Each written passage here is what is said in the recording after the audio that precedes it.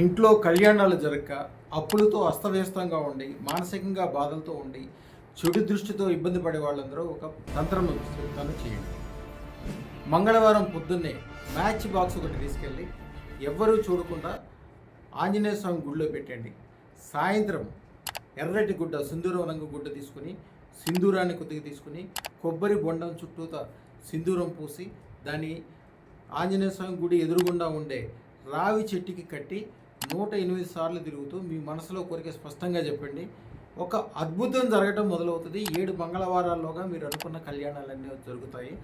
అదృష్టరత్న ధారణ అనేది మహా అద్భుతం. వీటన్నిటికంటే కోటి రెట్లు ఎక్కువ ఫలదాయం. మీరు, మీ పిల్లలు, వాళ్ళ పిల్లలు కూడా బాగుపడతారు అది పెట్టుకోవటం వలన.